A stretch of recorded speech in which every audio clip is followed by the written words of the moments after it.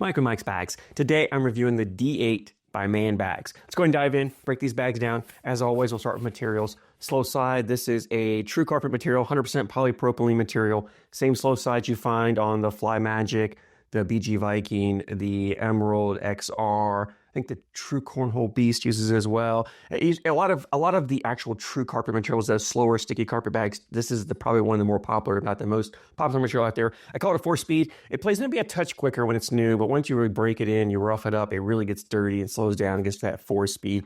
Great for a control style game, great for that dirty, blocks, cuts, rolls, flops, that style of play. It plays wonderful for that. So 4-speed on the slow side. Fast side, this is that game changer, surefire fast side material. It's an 8.5. It's fast. It still has some control. It's great for pushing and collecting blocks, cleaning up messes, blowing up piles. Slides up board, any condition. It's looking about a 4, 8.5 speed on these D8s. It's the same exact material combination that you find on the Fly Magic or the BG Mercenary as well. The Emerald XR from Swag Bags as well used this. So exact same material combination there. Template wise, it's a medium template bag. It's slightly on the larger side of medium, just a little bit bigger than I would say the average bag is. The bag has a little bit of a larger feel to it because the fill, it's a medium amount of fill, but it's maybe just on the thinner side of medium. So the bag has some flop to it. It is not an overly floppy bag. These polypropylene materials, most of them, if not all of them, are usually a thicker material. They have more structure to them. They don't break down and get really loose and sloppy. Not as pliable as these polyester materials or even those hybrid materials in there. So the bag, a bag like this, even though it's not a full bag, it doesn't get super sloppy floppy. It maintains some of its shape, some of its structure. And I do think that this bag, especially this material, this social material, needs some flop. That flop gives the bag a ton of forgiveness on there. It really takes away that punishing kick. If you have a bag that has this carpet material on there and it's a fuller bag, it's going to have a punishing kick if you're not perfect flat. And sometimes even when you're just slightly off from flat, it'll really kick on you and penalize you on that. So by adding some flop to this bag, you really balance out that kick. You give the bag some forgiveness, but it still has the shot shaping capability. It still has the ability for those cuts, those rolls, those flops. You don't need a fuller version of this bag. Plus, that flop also gives that bag that forgiveness around the hole. I talk about landing zones, and those larger, floppier bags have that larger landing zone. In other words, you can miss a little bit further off left or right. As long as you get a corner to catch, it'll dip in more. A fuller bag, that corner doesn't dip in, it sticks out and just skips over the hole. So with the flop, you get a little bit more of a forgiving bag as far as grabbing the hole and making up for your making up for your mistakes when you're missing left or right. So I really love the flop that Mann Bags added to these D8s. The filling here is a mixed fill as well. Love the fill. It has just enough movement, just enough balance. It makes those shaping shots very easy, and you can get really aggressive. You can make those harsh, aggressive cuts. You can roll it, flop it pretty easily, but yet it's still not, again, overly aggressive. It's going to have that punishing kick. If you don't throw flat, it's going to kick. Not as aggressive as a more bouncier fill or a fuller bag would. You can adjust it. You can adjust your landing. If you're consistent with your throw and you have a tilt to your bag the same way every time, you can adjust your landing and play that kick and still put bags in the hole if you want to on that. These bags are ACO stamped, which means if you play an ACO, you can throw these D8s. Let's go ahead and jump in, talk more about playability. And is it a versatile bag?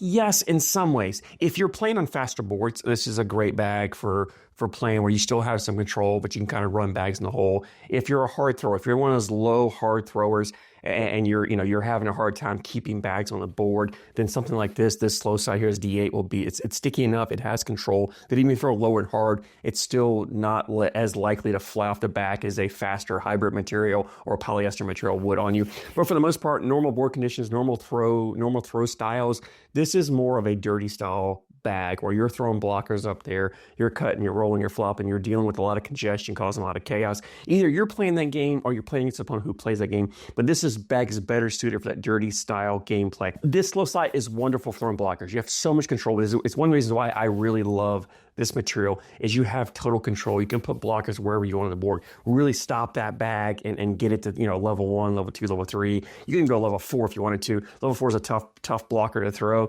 unless you're trying to sacrifice a bag because it's a tough collect. But, level 3 on up to the hole, you can definitely do that. It's fast enough on the fast side that you can come down and ride that bag all the way up if you need to.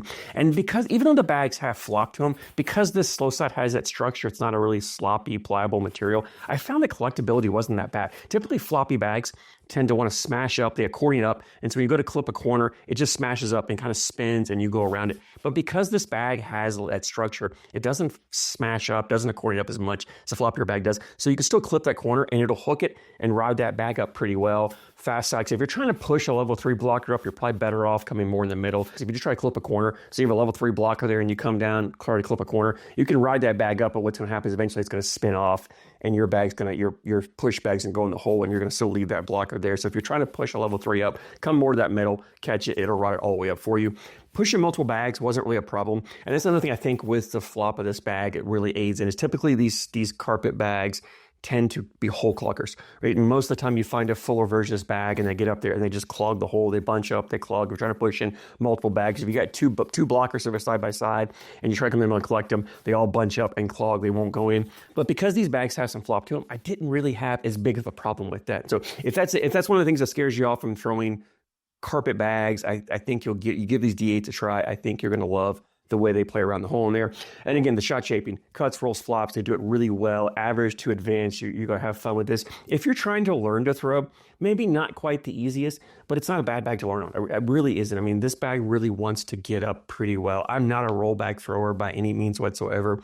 I've been working on a little bit here or there. I can kind of get these bags to pop up and roll without a lot of trouble. That'll work. You don't need to have a really aggressive backload. Some bags, some of those hybrid materials, those faster plastic materials, sometimes you need more aggressive backload because they land soft and more forgiving. This bag has a natural little bit of a pop, a little bit of a bounce to it. So if you just get just a slight tilt on it, it'll still hit, pop up. Even if you throw a really sharp cut to it, a sharp tilt to it, you can get this bag to kind of hit and wheel up, roll end over end instead of having to. So if you don't throw a great roll, but you have a great cut, and sometimes I use that, right? I kind of do that kind of cut roll where I put my cut angle on it, but go really aggressive with it, get it to land and have it kind of make that right to left cut, but wheel on the side and it'll roll over a bag when these do. So you really have that option with these D8s.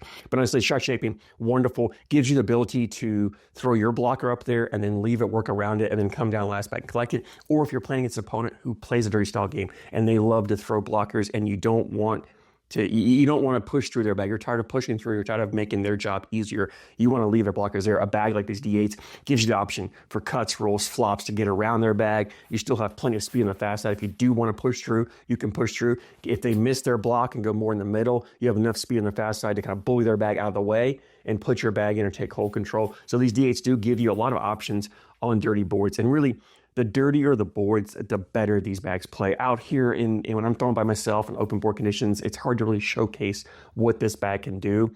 But you put this bag in game play. Like I said, you play against someone who throws a slower bag, who plays a dirty style game, and you can really get creative with these bags. So I love the way these bags play in those conditions. Highly recommend if you like to play a dirty style game or you're constantly battling with people who do, these D8s are phenomenal. They're fun to throw. I think you're really going to love them as much as I have. Leads me into availability. Mann Bags has a website, mannbags.com. I'll put a link down in the description for you guys, as always, to click on. The bags were $70 for a set. It was $10 shipping. $80 shipped to you. Phenomenal price for an ACO set of bags, really in that lower price point, well worth it. Definitely a bag that I think you should add to your arsenal and put in your backpack to take to events. If you've thrown the D8s, I'd love to hear your thoughts. Drop a comment down below. Always love hearing you guys' opinions. As always, I thank you so much for your support, and I thank you for watching.